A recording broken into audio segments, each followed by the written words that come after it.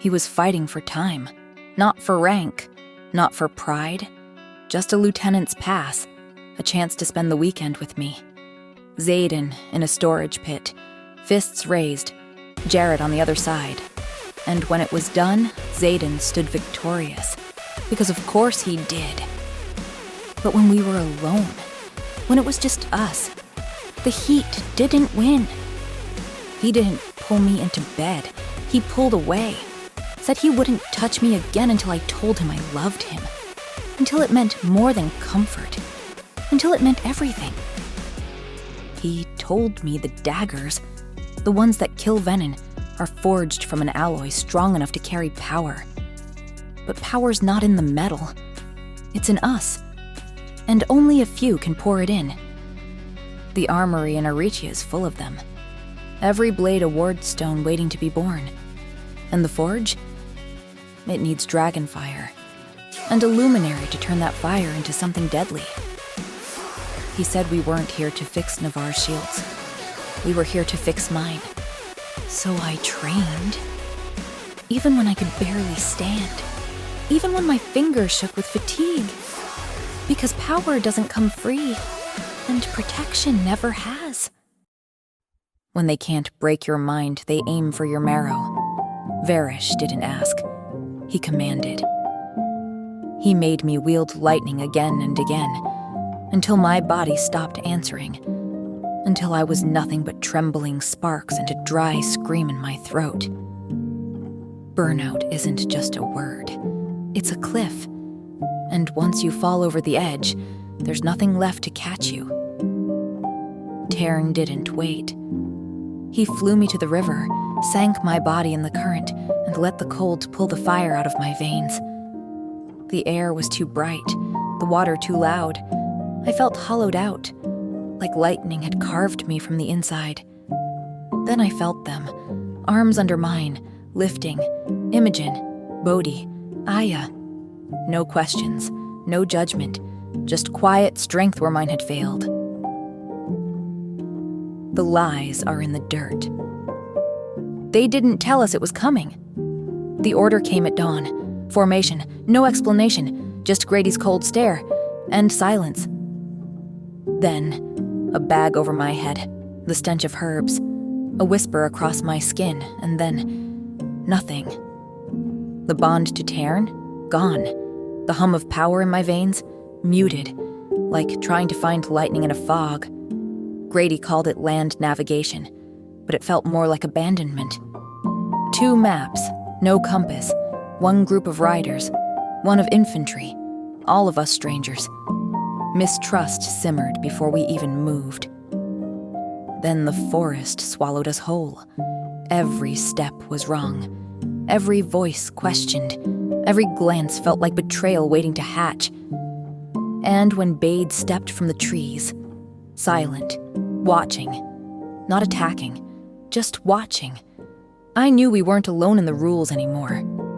Gwen ran. Thomas chased her. And then fire. A wave of heat. A roar so loud it split the air. Then silence.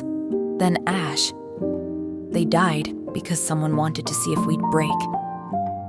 We didn't reach the extraction point because we weren't supposed to. It wasn't a test. It was a warning.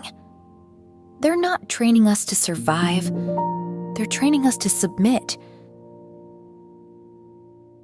The forest cracked something in me, so I ran to the archives, to Jacinia, to the one person who still gave truth a name. She was already there, as always. Quick hands, tired eyes, too much knowledge for one mind to safely carry. I asked her what Jacek's brother had requested. She said, a record of a border attack, one that doesn't exist. And then, he died. They're not just erasing history. They're silencing the ones who remember. I asked about the first 6, about how the wards were built. She didn't write it down, not yet. But her pause spoke louder than any yes. She told me to come only on Saturdays, in the silence. In return, she wanted help, an old text, a dead language. Even secrets need translators. Later, I watched Sloane on the mat again, still brittle, still angry, still outmatched. I couldn't fail Liam again. So I used the powder.